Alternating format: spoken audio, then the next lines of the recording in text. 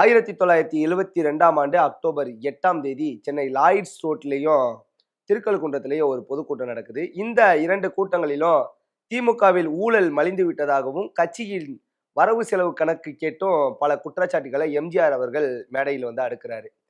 இந்த பொதுக்கூட்டத்திற்கு பிறகு அக்டோபர் 10ஆம் தேதி எம்ஜிஆர் திமுக கட்சியிலிருந்து தற்காலிகமா நீக்கப்படுறாரு.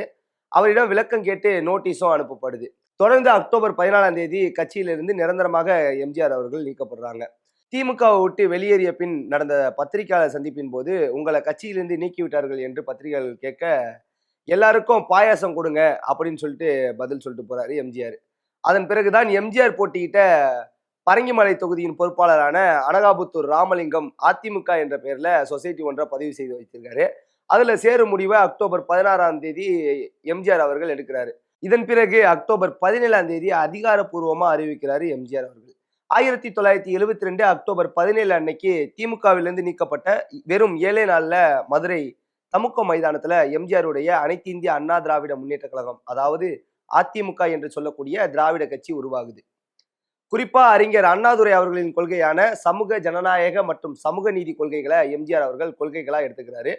அண்ணாவுடைய பெயரை கட்சியின் பெயர் பயன்படுத்தியது, அண்ணாவுடைய கொள்கைகளை பின்படுத்தியது போன்ற செயல்களால இந்த ஒரு செயலை வந்து அண்ணாயிசம் அப்படின்னு வந்து அப்ப இருக்க காலகட்டங்கள்ல வந்து சொல்லப்பட்டுச்சு. புதிய இயக்கத்தின் பெயரையும் கொடி அமைப்பையும் வெளியிட்ட எம்ஜிஆர் புதிய கட்சியோட அமைப்பு செயலாளராக தென்னகம் நாளேட்டோட ஆசிரியரான கிருஷ்ணசாமியை நியமிக்கிறாரு. அதன் பிறகு திமுகவில் இருந்து லட்சக்கணக்கான இளைஞர்களும் மாணவர்களும் வந்து விலகி அதிமுகவில் வந்து இணைகிறாங்க. புரட்சி தலைவர் எம்ஜிஆர் அவர்கள் அண்ணா திராவிட முன்னேற்ற கழகத்தை தொடங்கிய போது ஒரு சட்டமன்ற உறுப்பினராக இருந்ததால சட்டமன்றத்திலையும் அதிமுகவுக்கு ஒரு பலமா வந்து இது அமையுது. அதன் பிறகு அடுத்த சில நாட்கள்லயே வந்து S M. Durairaj, Chellaiah, Soundarapandian, G R. Edmund போன்ற சட்டமன்ற உறுப்பினர்களும் எம்ஜிஆருடைய அண்ணா திராவிட முன்னேற்ற கழகத்துல இணைகிறாங்க.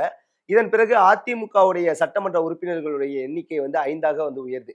இந்த சம்பவம் வந்து அதிமுகவுக்கு கூடுதல் பலமா இருந்துச்சு அப்படிங்கிறது மறக்க முடியாத ஒரு உண்மை அப்படின்னே நம்ம சொல்லலாம்.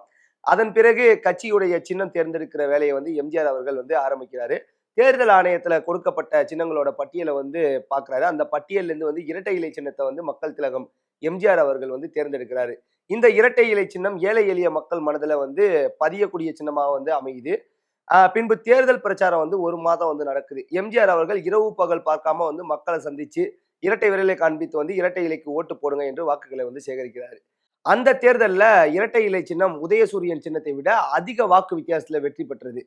அன்று முதல் இன்னைக்கு வரைக்கும் பாத்தீங்கன்னா மக்கள் மனதிலிருந்து நீங்காத சின்னமா இருக்குது வந்து இரட்டை இலை சின்னம்.